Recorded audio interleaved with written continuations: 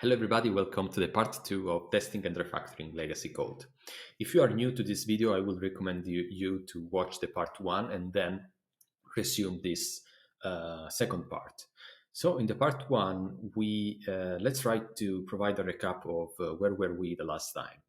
So the last time, this is a kata. This is a code kata called trip service kata that have the goal to help us to practice some of the technique that could be used when we have to deal with legacy code. In that case, we had to face a code without any test, and it was also difficult to go through, to read, to understand what the code was doing. So in the first time, one of the technique that we followed was to provide a code coverage. So, and once we put the code coverage, we gained more confidence. So we understood what the code was doing, what are the behavior in the code. We tried to describe all of all of these behaviors through test. And having a good code coverage enabled us to refactor the code. So what we did was to end up with a sort of more easily and more readable uh, code that allows us to gain more, to have a code that is more understandable and maintainable, of course. In this part, I would like to introduce you to the concept of SIM model. Since if you remember, and this is the code that you can find on GitHub, this is exactly the state of the code that you will find. That is exactly the point where we um, ended up the last episode. I would like to show you two things. Basically, the first is uh, here, is basically in the application code. As you can see here, we tried to extract these two behaviors as a two different methods as part of the trip service, as part of the code as part of the application code. And I put a comment here, sim. So this was just an hint that I would like to use for this session, for this part, where I would like to introduce this concept of sim. The sim is a concept that was introduced by Michael Feathers in his book called Working Effectively with Legacy Code. I would recommend you to go and uh, read this book. It's really valuable if you had to work with legacy code during your daily basis. And basically, the concept of SIEM is telling us that it represents some part of your code where you can alter the behavior, the overall behavior of the program without changing the code itself. So it means that you basically can alter the behavior, you can change the overall flow of the behavior of your program without the needs of changing the code itself. Um, I would like to say also that this concept of SIM strictly relies on two of the software design principles known as dependency inversion principle and open closed principle. I would leave all the information about all these topics as part of the description of this video so that if you want to go more in depth with these topics, you will find all the information in the description of this video.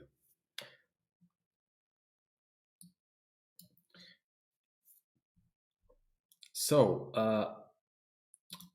one of the things that we had to do in order to make this code to be, let's say, testable was to override the class. As you can see here in our test, we had to override the class trip service to extend the class trip service and override the two methods so that we can have the chance to program their behaviors so that would be easier to put this class under test.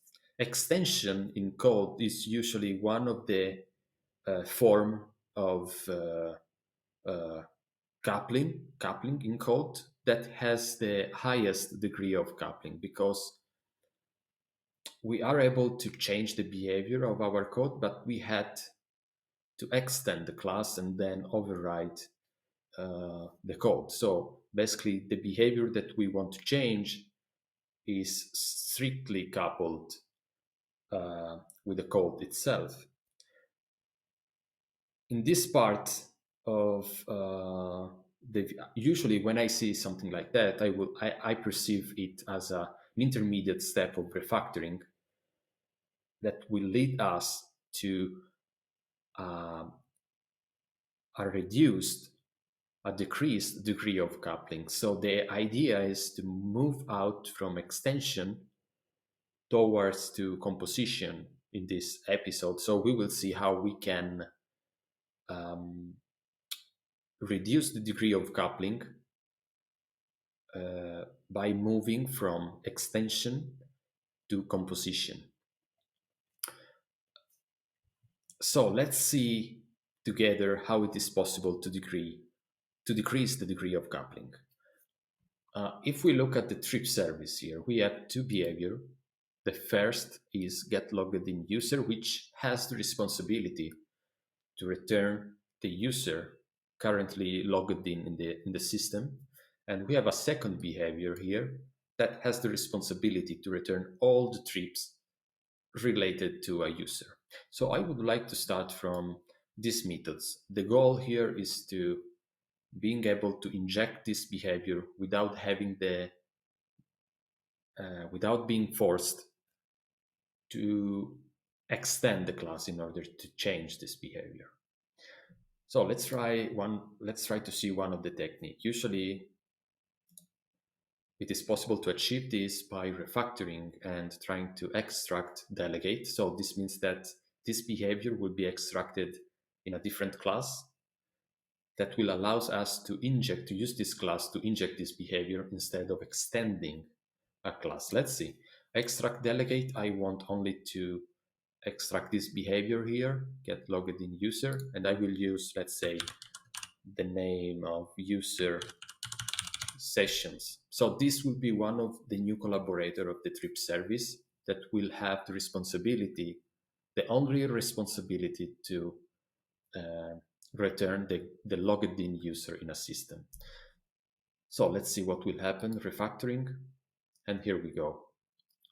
So now one of the side effects that we have here is that the method here is no longer used anymore. And one of the things that we can do is to safe delete this method since it's not used. And the idea is telling us that this will affect one of the extended version of this method. So it is asking us if we want to delete it also. And since this method is no longer used, I will say yes. And the consequence of doing this is that probably the test suite will be red, but we will see. Let's see what happened in the application code. Now, here we go. As you can see, the collaborator now is extracted in a new class, user sessions. Let's give a look. And as you can see here, we are using the real implementation that we want to avoid to use it through the test. So one thing that I would like to do here is to being able to inject this user session as a collaborator of the trip service. In order to do this, I would like to initialize this in the constructor. Here we go. And in order to being able to inject it, I need to expose um, I need to expose a constructor that allows me to inject a different collaborator rather than the real one, so that it will be easy from the point of view of the test to inject a collaborator which behavior can be programmed based on the test that we want to describe. Why is not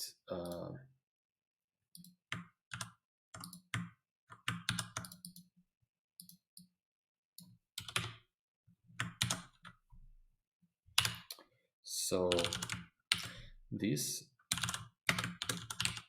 new user session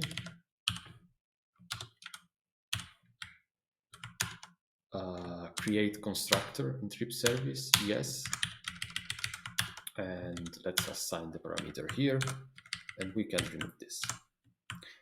Here we go. So from now on, we will have a default constructor of trip service that will initialize the trip service with the real collaborator. And also we have a constructor that will allows us to inject a different collaborator. So this is the constructor that we will be use from the point of view of the test. So let's go back to the test now and let's see what happened. So in here, as you can see, we don't have the get logged in user anymore because we had to delete it, because now the responsibility is part of this new collaborator and not part of the trip service class anymore.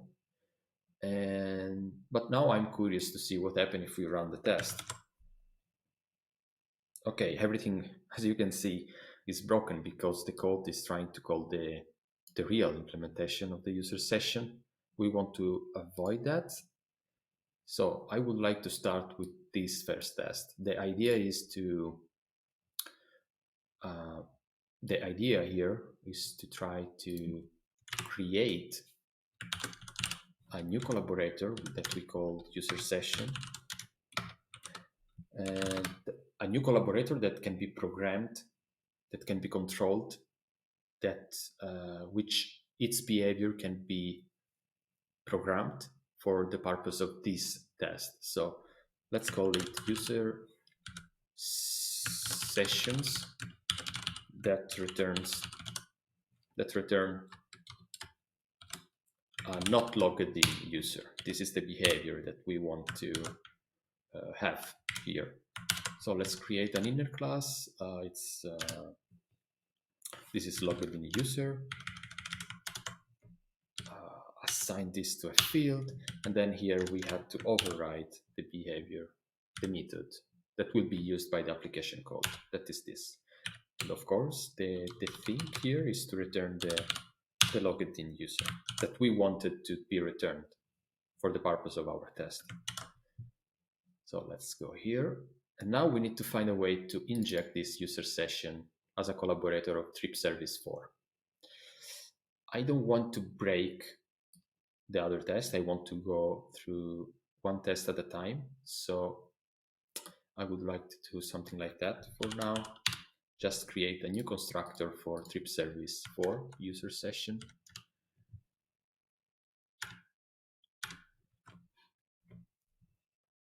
And this will call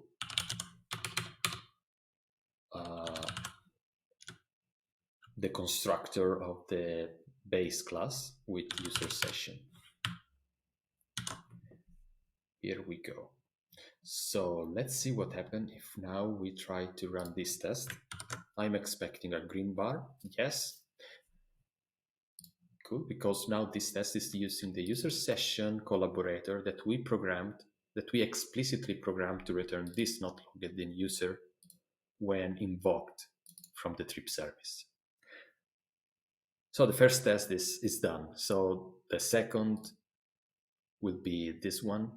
And basically, the thing that will change is that basically this test, we want to return a logged in user instead of a not logged in user. So I will copy this line, just changing the user to be returned, and here injecting the user session. And this should be green now. Here we go.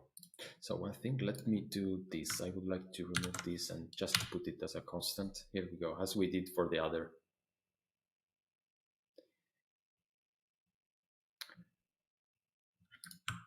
Okay, let's see. Yeah, it's green.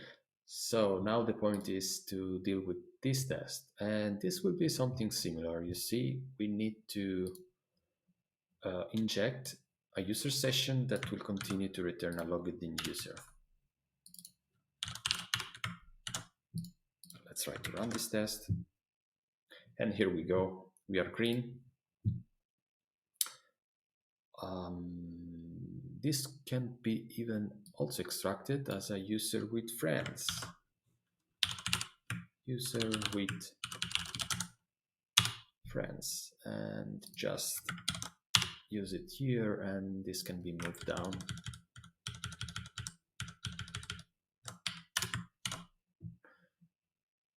Where were we here? Okay, now we are green here also.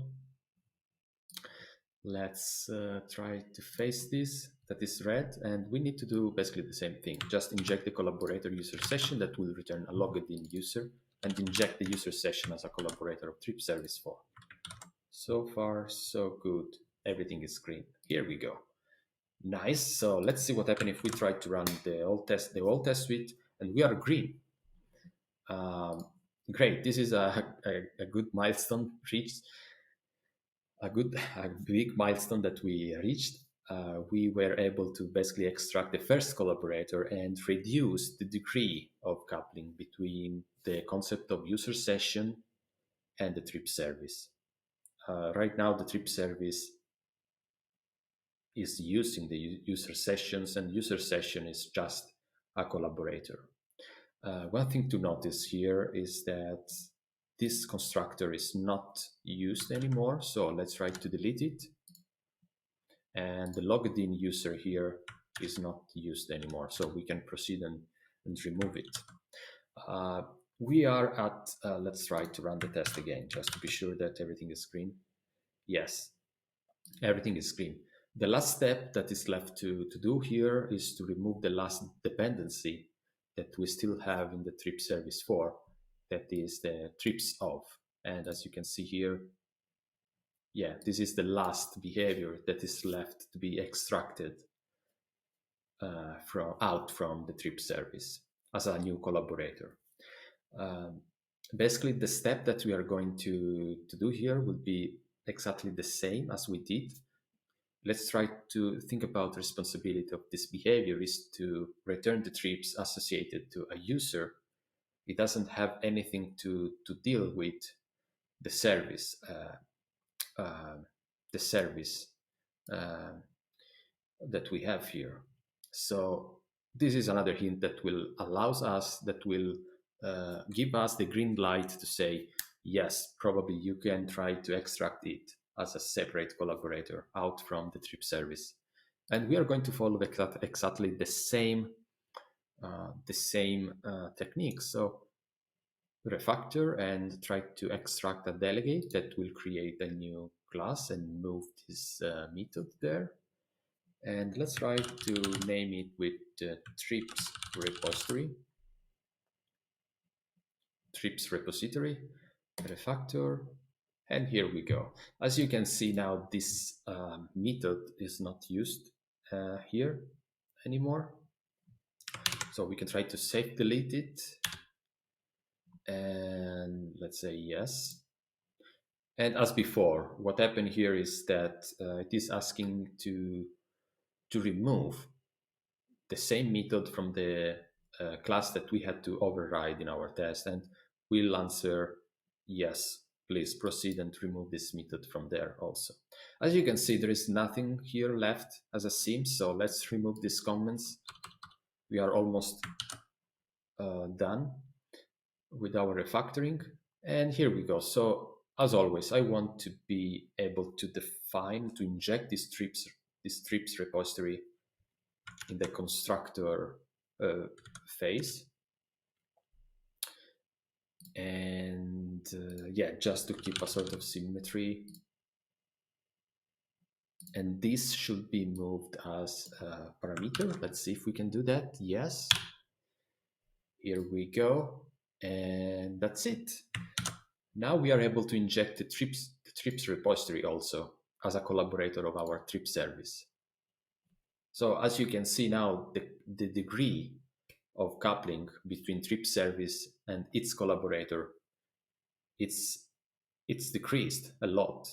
In order to alter the behavior of trip service without changing, without affecting the code of the trip service, the only thing that is left to do is just to inject the collaborator that will bring different behavior, and the behavior of trip service will change, will be affected. Let's see what happened from the point of view of the test if we will try to run this test. I'm expecting red bar everywhere. Let's see. Okay. Better than expected. The only test that is breaking is this. And as you can see now, the trip service 4, the class that we had to extend, the extended version of the class that we had to to use here is trying to use to use the real implementation of the trip service. And let's see what happens if we read the error message. Yeah, trip DAO should not be invoked in a unit test. So if we look at the implementation, here we go. So this is like trying to access, for example, a real database in our test. So we want to avoid it. For that reason, we can introduce a fake trip service, a fake trips repository for our testing purpose. So let's see how to do that.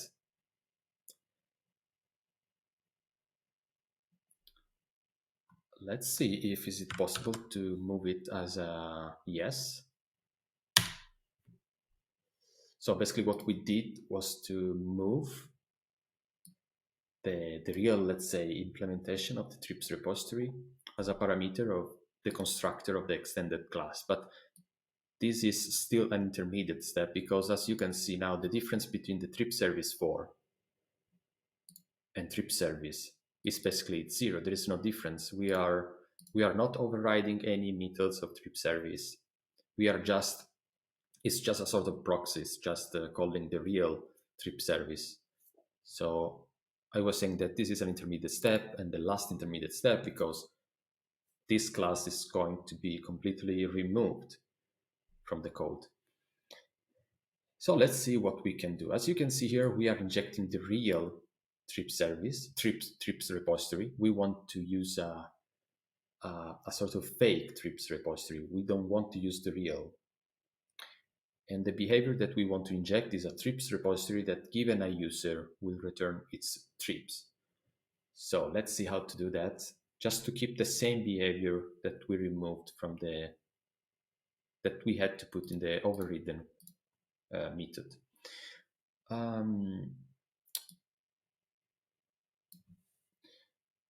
Let's see. So what happens if I, let's see if we run.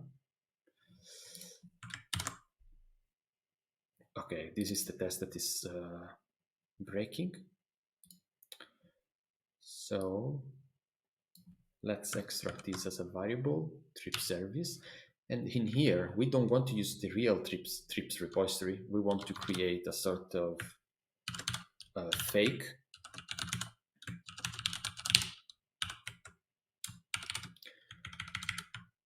Let's create it as an inner class of this test. And let's override our method. That would be this. And the behavior that we want to this fake trips repository to have will be just don't run any query on any kind of real database out there, just returns the trips of the user that you'll receive here. That's it. And this should be enough to make this test to be green. Let's see. Here we go, we are green. Maybe now we can even consider to inline this. And we have to do the same thing for the other test. Fake trip repository, fake trip repository, fake trips repository. And let's try to run the test. Everything should be green. So far, so good. The last thing that I would like to do is just to extract this as a field of this test. Yeah, something like that. But I would like to initialize also this here. Equal. Here we go. And we can remove this. We can use the trip repository here. And in here. And in here. Let's see if everything is still green. Good. Last step that is left to do at this point is to let me move this just at the end. And the last step that is left to do is to remove at all this extended version of the trip service, because as you can see here, there is no reason to maintain it, and use the real, now just using the real trip service here in our test and not the extended version.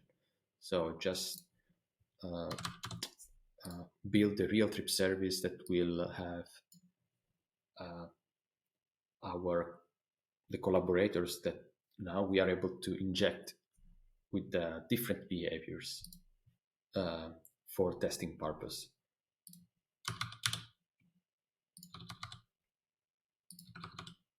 And at this point, this trip service for is not needed, just delete. And here we go. Let's see if everything is green. Yeah, everything is green.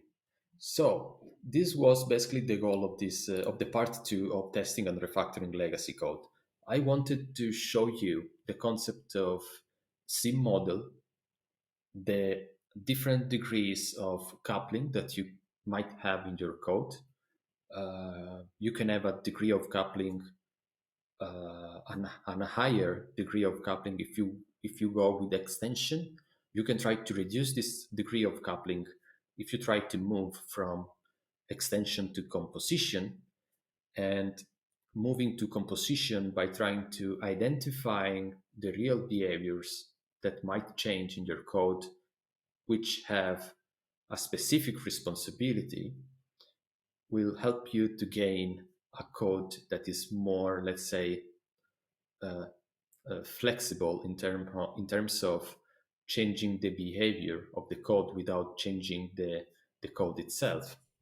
As you can see now, the behavior of trip service can be changed simply injecting different collaborators that probably will behave differently.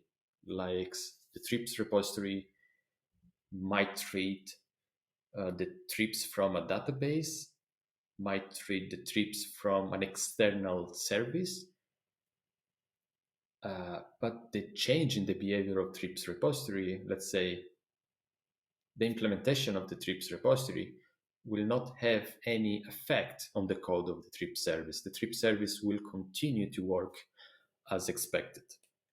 And we will have less moving parts to deal with, because the code of the trip service will be only one, and there will be no need to deal with different version of trip service, extended trip service version. I hope that you enjoyed this episode, and as I said at the beginning, you will find more and more information as part of the description of this video. Thank you so much. Bye bye.